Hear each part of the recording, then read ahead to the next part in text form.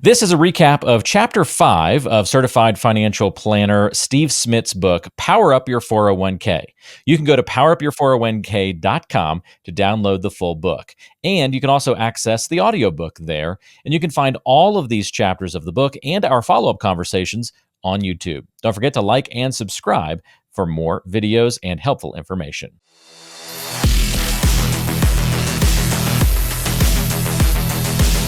Walter Storholt here with Steve Smith, and we're talking about Chapter 5 of the book now. So this was the one titled Set Out on the Long Ride, Steve. A good chapter. You had some really good stories in this one about Star Wars and feeding the wolf and the angel of death and all sorts of good stuff. So probably one of the more entertaining chapters of the book this time around.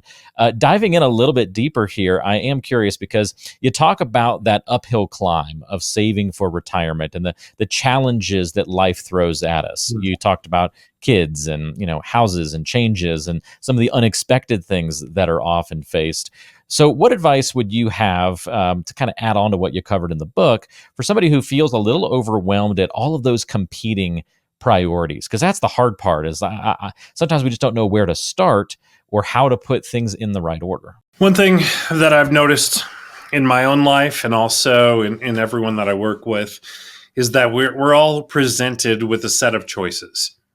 Some may be, an extra child that wasn't planned. That's an expense that wasn't planned. Others, it might be more university expenses than what you thought you'd have. It could be an illness. It could be all kinds of different things. And everybody has their own set. So it's good to go into this and say, there's a certain amount of things that are gonna happen. What do they call that? Grandma's rainy day fund.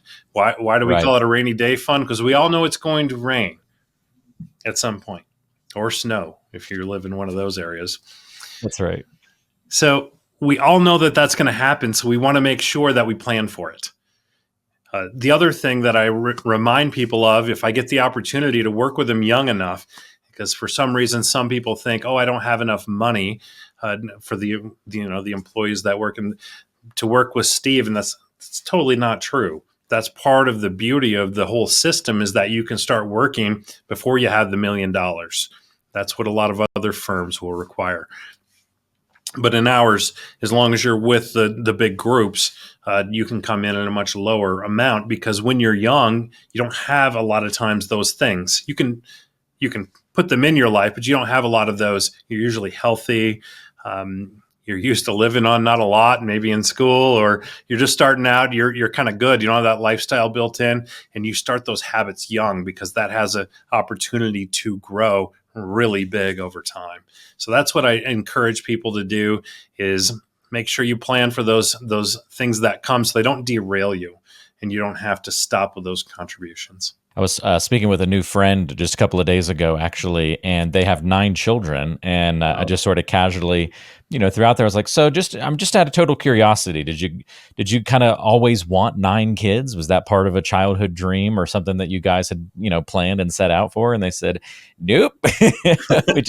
we got started early, and then all of a sudden there were 9, and then an adopted 10th, and so. It was a pretty cool story, and they love every minute of it. But yeah, some unexpected and unplanned challenges with a big family like that. Just one example, but that would have me chuckling. Yeah, and there's certain advantages that come with a big family as well. But the reason why I have 3 kids and not 4 is because we said 3 kids, and we just snipped it in the bud. Or nipped it in the bud, okay. Oh, there you go. That's the right word. That's the word you were looking for, right?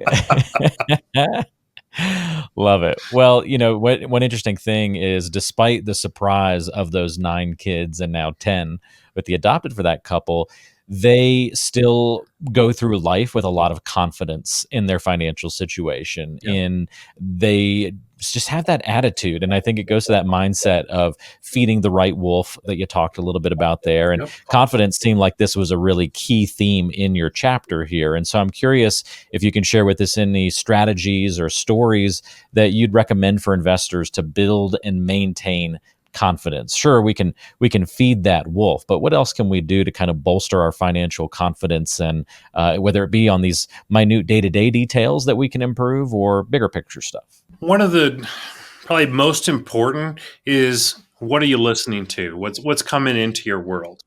And I'm not telling people to live underneath a rock, but if you're starting to get slow on sleep because you're watching late night news, or you're getting up early to figure out how much is the S&P going to fall today, if you're starting to fall prey to those things, then you should, instead of tuning into that, you should probably reach out to me so I can give you some perspective, maybe even relay a time that we've gone through that before, maybe even one in your investment career that we can bring back, and you can see how it's come back and how you you survived that, and you're thriving and succeeding still today. And it's good to always remember those roots, because TV shows, you pick the variety that you want that does news, whether it's networks or it's cable news or whatever, they have to sell advertising to stay on the air. And the only way they know that, and if you've watched a campaign, oh my goodness, an election campaign, they're selling fear all day long. And if you live in a swing state, I'm sorry to hear about that, because you're going to get that You just get nonstop. pummeled. That fear of election, they're trying to sell that because it sells twice as much. Because one of the thing, I'll give you a little nugget here. $1 down in your investment account hurts 3 to 4 times more, depending on the person and their experience with fear. 3 to 4 times more than $1 up. So when you realize that that is your reaction, your fear reaction, that's why TV sells fear. I always wondered, why doesn't the newspaper tell me something good? It's because it doesn't sell well. And once you realize that that's what they're trying to do, you want to go to a source that's going to give you a bigger picture, an outcome, basically be able to see a little bit further down that proverbial trail. So, it's like, hey, I did this trail last week. It was fine. A little bit of cloud cover isn't going to derail me. If I get a little wet, I'll take it slower, especially when we have that turn up there. But if you talk to somebody, either you've done it, you look in your past, or you find somebody that's gone before you, you're going to be able to get much better vision and put the right things in, but still be aware of what's going on in the world. The news is a lot like trying to lose weight. If you go to the doctor and they say everything's great, and you've got some pounds to lose, well, that's great news, and you're not that motivated to go make some major life change. But if you go in and you get some bad news, well, all of a sudden I have urgency. I have bad news. I have a motivating factor, and many of us then can have some success all of a sudden trying to, kind of whip things into shape. And you're kind of living in that urgent, in that reactionary mode. It's the same thing in that news world that you're outlining there. So that's big. Very much. Last thing I want to touch on would be that Star Wars analogy. You talked about Darth Vader and Luke Skywalker, Right. kind of within us all. But looking in personally, how can somebody recognize that Darth Vader side? Because it's one thing to do something about it if you know the problem, like weight loss, or, hey, I know I overreact to market news. But some people are blind to that fact from the get-go. And so what can folks do to try and find maybe balance inside of themselves, or recognize that Darth Vader and keep that from taking over in their financial decision making? That's a tough one. Self-awareness is really, other than reaching out to someone who's the trusted guide, is self-awareness. If you start thinking about thoughts like, man, maybe I should go to cash, without consulting someone who's got a better perspective of what's going on, or you start thinking about, maybe I shouldn't be invested in what we're invested now. Maybe I should go to buy shiny rocks, call it gold, right? It's like gold never made you any money other than on the valuation, because it doesn't produce income. It's not like you buy a house that goes up in value and you can rent it out. Gold just sits there, and you actually costs you money because you have to store it and protect it. And we paint it up a little bit in the book there, but you got to think, if you start thinking in those terms, then you've got a problem.